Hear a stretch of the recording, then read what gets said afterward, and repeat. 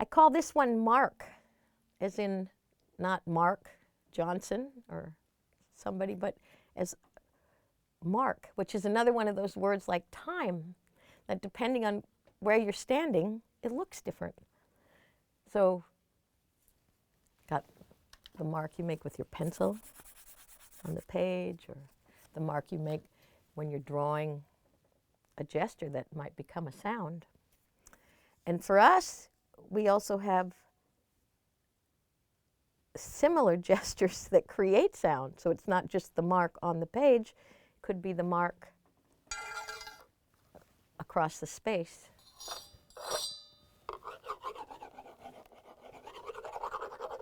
It's a physical movement, so it's a mark in space or on an object. But it's also a mark in time, because we're creating something with a gesture. So we're going back to the old story, marks in the atmosphere, or marks in the space, or marking the place, or marking the space. So we're marking almost in a kind of a virtual reality chamber, because the marks disappear. As do the marks that some people think they leave for posterity, as does the sand, as do footprints. So marks is a great thing to think about if we're trying to get to the, once again, where do things come from? Inside. Even if they come from outside, they have to go inside to come out. I think things need to, I believe that there's an incredible amount of time invested and work involved in arriving at the place where we can make a mark. So time comes in, and hours of work. To do what we do, we have to like to work. And we have to like to spend time making marks that disappear. So we are not very goal-oriented. And it's so hard to think about that now, because everything in your life right now is about having a goal. And when we're really in the music, our only goal is to make those marks in the right place so that the sound is where it is, with all of its integrity, and also so that the music can exist. And when music happens, it's on a much higher plane than my personal goal to achieve. And it's so crazy, because we can't really talk about it, because probably your parents and everybody you know is telling you you need a goal.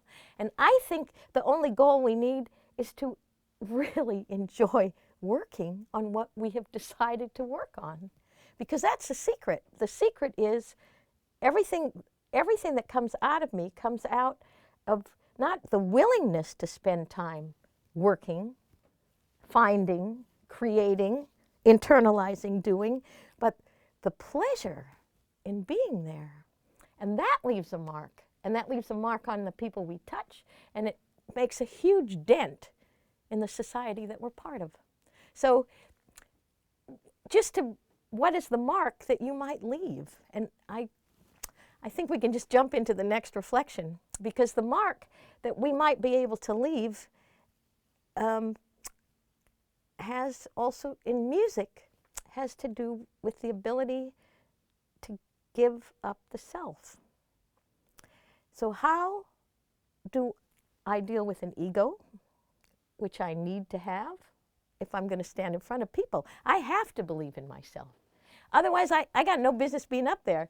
But I also have to make myself happy, because why would anybody pay money to watch somebody be miserable? Your whole life is filled with encounters with people who are miserable and who come up and say, oh, I wanted to do this, but I couldn't, or I'd like to do that, but I can't. And we get to model joy in work, joy in time, joy in communion, joy in sound, joy in communication. And all those things come together to bring us to the point where everything is everything. Time, marks, spaces, places, audience, performers.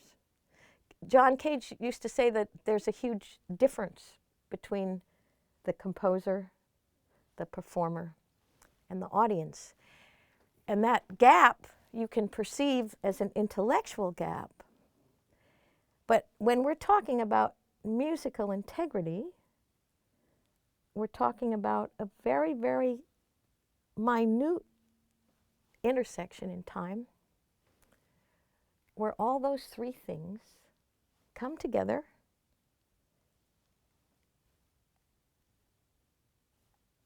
and life will never be the same. That's what we try to do. I don't know what else to say.